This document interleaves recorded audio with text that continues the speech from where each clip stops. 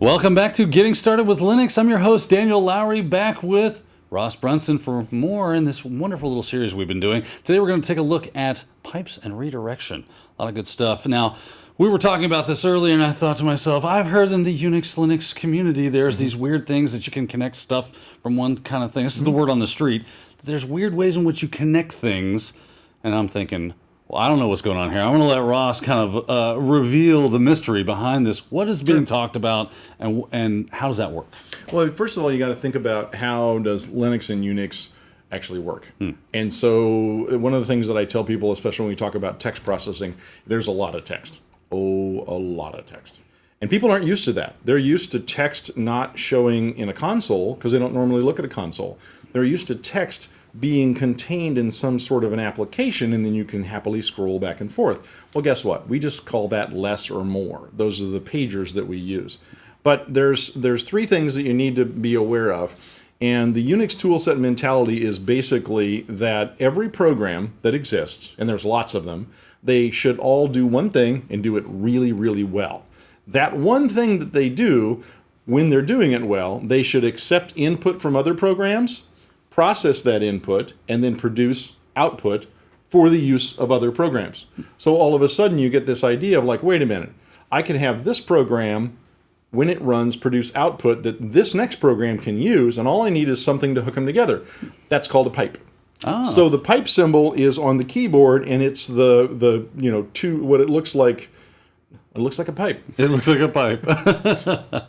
Anyway, you'll see it in just a moment. But basically, it's above the backslash on US keyboards. Oh, it's that weird vertical line, right? It is, with the little split in the middle of it, right? It looks like a single vertical line and somebody rubbed out the middle. Yeah. Right. So that takes from one command and sends the output of that command to another one. Okay. Now, not always do the commands talk well to each other. Some output will have errors in it, etc. So it's important, just let's say that somebody asks you to write a report. Okay. And you write a report, but you have some errors in that. If that person then takes that report, treats it as the gospel, and reports it forward and uses it, and actions are performed on the errors that you included, that'd be a bad thing, right? In most scenarios, yes. Yes, okay. So what you want to do is you want to clean up your output before you send it somewhere else. All right, so do make sure that it's sanitized in a way that the next thing that's going to use it can use it. Produce good data and send it on. I like it. Okay, so now this comes to the point of, let's talk about standard in. STDN is the input mechanism to a command. Now, sometimes you can say command and then a file as an argument, and it reads it, puts it into standard in, and then produces output to the console. Are these the things that I've heard of as known as file descriptors? Is that like the technical term for it or whatever? Okay. Stream 1, 0, 1, and 2. Streams as well. Yeah, exactly. Excellent. As a matter of fact, let's just go show you where they Let's exist. do that. So let's switch over to our system here, and they're in the dev directory. So what we can do is we can go into dev, and let's do an ls, and you can see there's a couple of things in there, one or two, one or two. All that yellow stuff in there. And so these are devices, right? But right here in the center, right there, STDERR So let's clear it and do an ls std asterisk. There they are. Let's do an ls -l and get a long listing of them so you can see where they actually go to. So remember also that on our Linux systems, and we haven't talked about this yet, but it's a fairly straightforward concept. You have a directory called proc, /proc. And /proc doesn't really exist on the file system. It's as if you took the running kernel and tipped it over, like an Iowa cow. And all of a sudden, all the directories and files and everything else that are in the kernel are now /proc/ whatever. So if you see this, you've got proc, self, file descriptor, 2, 0, and 1. That's the streams that you see on your Linux system. Okay. So this is where they actually live, keeping to that absolutely everything is a file routine we've been talking about. So now when we look at those, we have to think about what can I do with a program's output. So if I run, for example, a command such as ldconfig, and I'm picking on ldconfig because, stepping outside of the moment here, we as instructors have several tasks that we have to do, and presenters. you have to be able to have your demos mostly work. Yes. That's a good thing. It's very helpful. And in order to do that, you have to have things fail on demand. Yes, we have to produce errors so that we can show you how to deal with those errors. Well, the find command is the king of producing errors. I just thought that's what it did. Yeah. For a longest time. Mostly that's what you see. A couple of lines of good output. Yeah. But the ldconfig -v command will produce some nice errors. Not so many as the find command. Okay. So let's go ahead and look at the output of ldconfig. Now, having run ldconfig many times, what it does is it goes and it builds a nice library cache of all the libraries for your system. Very useful. Doesn't matter how many times we run it. But it looks like everything was okay. There were actually errors that were produced, and in order to be able to see those, I have to trap those errors into a file, or even better, what I can do is instead of having, so at the end of this command right now, the output that comes out of ldconfig is by default coming to the console. So standard out goes to the console by default. What if I don't want to see standard out? I want to just throw it away, because I know what it says. Yeah. I want to see those errors. So what I can do is I can do a 1, that stands for standard output. You remember the file descriptor. I do a redirect, and then I send it to what we call the bit bucket, or the black hole of the system, or, we just throw it away. Dev null, if you send output to that, it goes away. So watch what happens now. There's our error output. This is great. So it's like you're looking for needles in a haystack, but the needles are obviously in the haystack. You set fire to the haystack, it's gone. All that's left is the needles, right? Yes, and sometimes when you're looking for needles in a haystack, you find them and it hurts. Yeah, right. So we want to make Always sure. be careful. That's right. Yeah, don't root around in the haystack much. The key thing here is that we have control over standard output, which is what programs normally produce.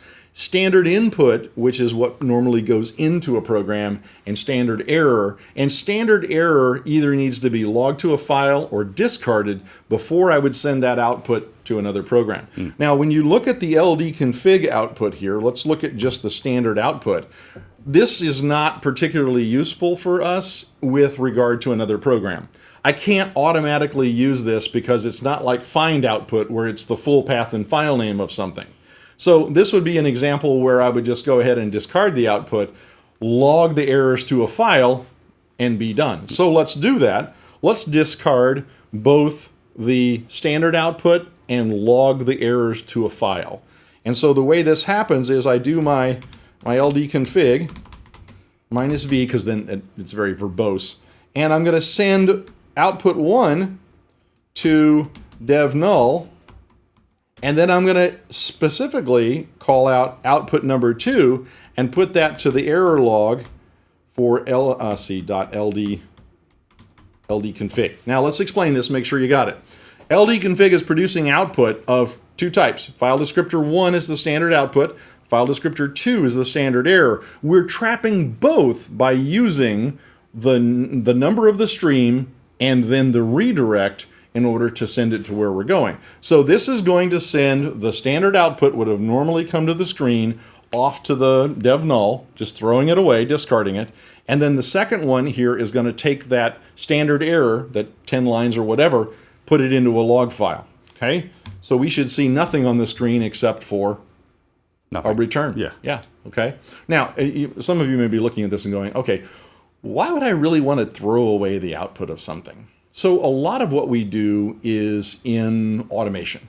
And when we use something like cron, which would be, or crony, or whatever it happens to be these days, which is something where we can say at a particular time or at a particular interval, I want you to run this particular thing. A lot of times the standard out that would otherwise just, we would want to throw away, you can be working away as the sysadmin and all of a sudden a bunch of text shows up on your screen. And if you're in the wrong program, it can actually be part of your program. Now I've turned a configuration file into a garbage heap of stuff. So it's considered, remember that word elegant, it's considered very elegant for us to take and throw away output that we don't want to have come to a console anywhere. Makes sense. Okay? So that's the concept of the piping and redirection. But let's make sure that you've got the whole thing here. So let's say that I've got a program, let's see. Good example would be I want to go from command A and I want to send the output of command A to command B. would I use a redirection or would I use a pipe? I will go with a pipe because you said it takes the output of one command and makes it the input for the next command. So I think Command that's the right thing. B. So if I run Command A and send the output, regular output, Correct. to Command B, and everything works okay, and Command B produces flawless output, I know I'm good. But let's say it's LD config, and Command A is producing some garbage, some standard error along with that. So all I would do, I run it. Right. I notice I didn't get what I wanted. I up arrow, I change it, I iterate till I get exactly what I want. So I would go back right after this, and I would say, take stream number 2 and throw it to dev null. Now when I execute, I'm only going to get the standard output that goes to Command B. I have garbage collected or thrown away the standard error, therefore guaranteeing that Command B is going to get the pure, unadulterated standard output of Command A. It becomes this perfect stream of consciousness as you figure out the logic of how things are flowing through your command system, it seems. And so you can chain many, many, many multiple things together. Nice. I mean, I would say realistically, no network administrator's old tales. Yeah. Probably the most I've seen chained together would be 7 or 8 different programs. So, and when we get into text processing, I'll show you 3 or 4 that go together. But just so you understand, remember the Unix Linux toolset mentality is everything does one thing and it does it really, really well. The ls command, what does it do? It lists files, and it is the best at listing files. Okay, right? Just one thing and one thing well.